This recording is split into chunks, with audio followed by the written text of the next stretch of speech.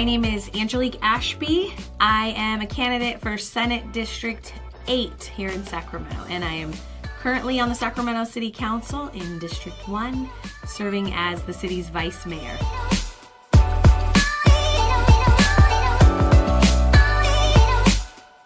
Number one for me is really investment. It's about drawing down investment for Senate District 8. I care deeply about that. I have a long track record of investing in my council district and the city of Sacramento. I'd like the opportunity to do that at a broader statewide level for Senate District 8, which includes Elk Grove, the city of Sacramento, Rio Linda, and Alberta.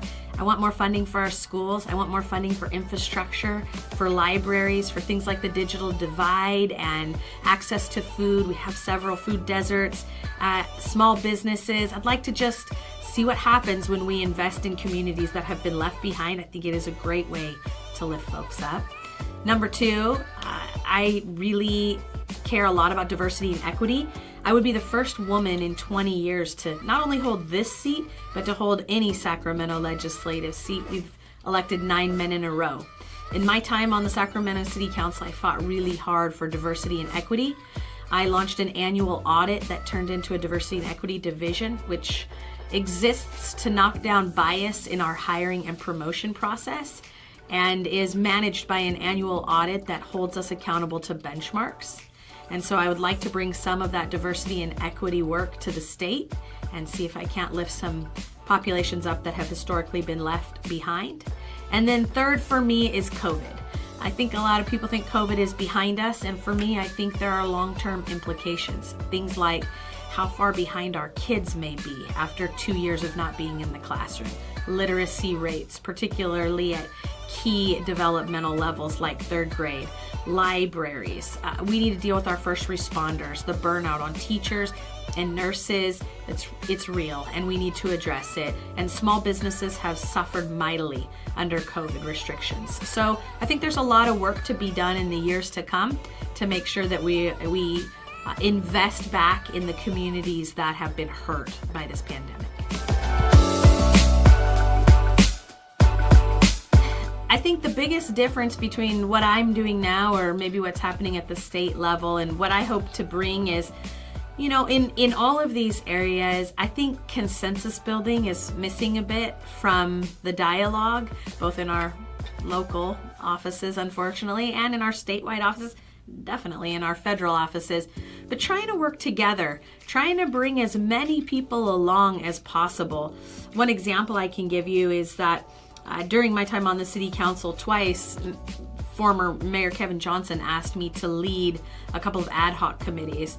One was on ethics and good governance, and that was an effort to build an ethics code and a sunshine provision and an ethics commission and a whole suite of packages to deal with good governance. And in my effort to put that together, I brought as many consensus builders to the table as I could.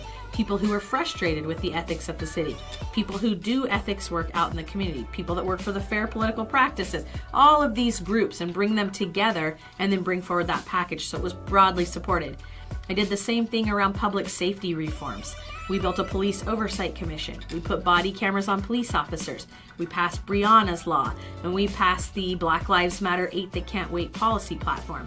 That committee was Councilmember Warren, Councilmember Carr, and myself, and we brought forward a consensus package that the police union supported, that folks that were frustrated with the police officers supported, and we spent months bringing consensus to that dialogue so that everyone would feel like they were a part of the city and a part of the effort. And I think we could use some of that at the state level. So whether we're looking at COVID response, or how to advance diversity and equity, or how to draw down dollars for Senate District 8, I think the difference between me and other folks will be the approach.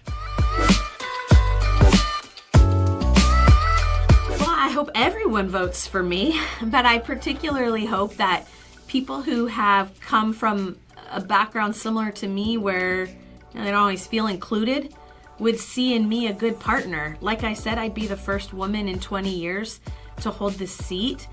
I think personal experience really matters. I think what kind of life you've lived really creates the optic or lens that you use to legislate from when you're in one of these seats. And there are clear choices in this race. We can choose a candidate that's the same candidate actually that we've chosen before, and the same kind of candidate that has been selected in this state and this country since we started electing people in this country. Or you can choose somebody different. I had a baby at 20 years old. I went to Sac High. I graduated at 20. I had my first son. I was a very young single mom. I used food stamps and welfare. I lived in low-income housing right here in Sacramento. I worked full-time. I raised my son on my own for the first 7 years of his life. And during that time, I put myself through UC Davis undergrad, and I put myself through McGeorge Law School at night. Those are my lived experiences. And that is also the optic through which I legislate, because I know what it's like to live in low-income housing, and I know what it's like to be food insecure and childcare insecure. And those are things that I really want to fight for. And I hope that all people will see value in that. But I particularly hope that populations that feel like they haven't been represented fairly and adequately in the past would see in me a partner.